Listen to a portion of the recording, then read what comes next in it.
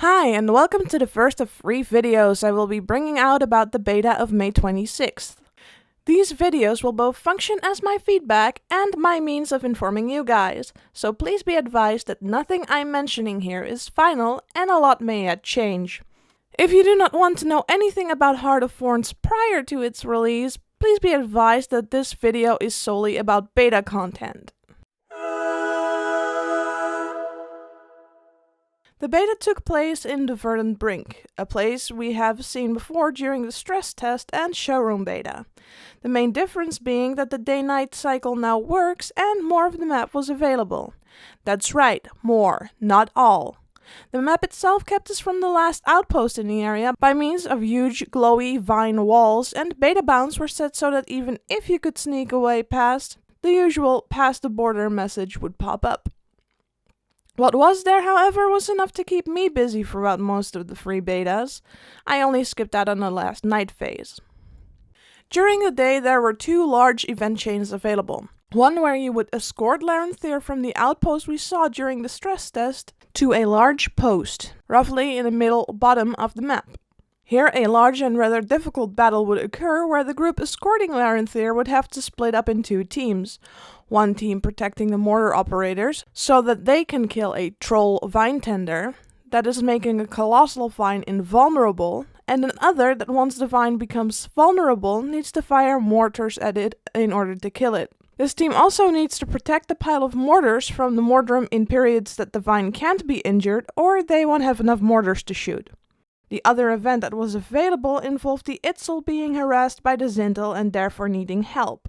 Players end up trying to steal wyvern eggs from a perch that is guarded by griffins? This chain is a perfect example of how much easier life becomes once you have access to certain masteries. The eggs explode when you take any damage, and the path down is filled with exploding poisonous mushrooms, so apart from kiting a bunch of angry lion birds around, you can't really just go down the way you came up. The simplest answer is the glider. You don't drop bundles while gliding, so you can kite birds, grab an egg after they all swoop, and then just jump off a cliff to glide safely to the collection NPC. The NPC is then escorted back to the plateau the Zintel have taken over and placed there to draw in the wyvern.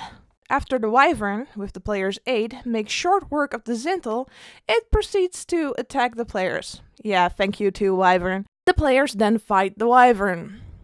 This combat area seems larger than the one in the stress test did, but I have no means of comparing it as the stress test wyvern was not in this beta and I was not in the stress test. Once night falls, the game changes, and your options change from where you will progress the meta to how you will progress the meta.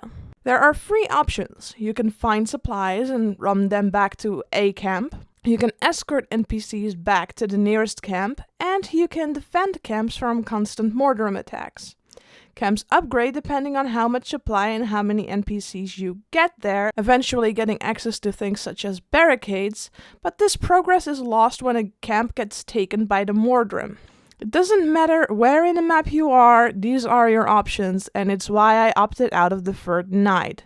Compared to daytime, nighttime was rather boring to me. I ended up mixing escorting, FedExing, and defending all at the same time and still felt underoccupied. Regardless of that slight downside, I feel like I could play the Verdant Brink a lot more than I ever played the Silver Wastes or Drytop. The ability to choose what you will do out of a pool of options is very nice, and it will certainly keep me occupied. One huge question I do still have is, what happens once day rolls around? Personally, I'm hoping that progress lasts into the day, allowing you to do better every night until you do so good that somehow a reset state is called. That would mean that more activities need to be added to the captured locations, but it would take off the edge of failing to progress the meta to 100% the first, second, or maybe even third night, and hopefully relax the player mindset of not doing the best the first time around. Both in the first and second beta, I didn't see the meta pushed past 15% at best, and the beta cut off before we could see what happens when sun rises again. Let me know what your hopes are for tying night back today in the comments, and I'll see you tomorrow for my feedback on adventures.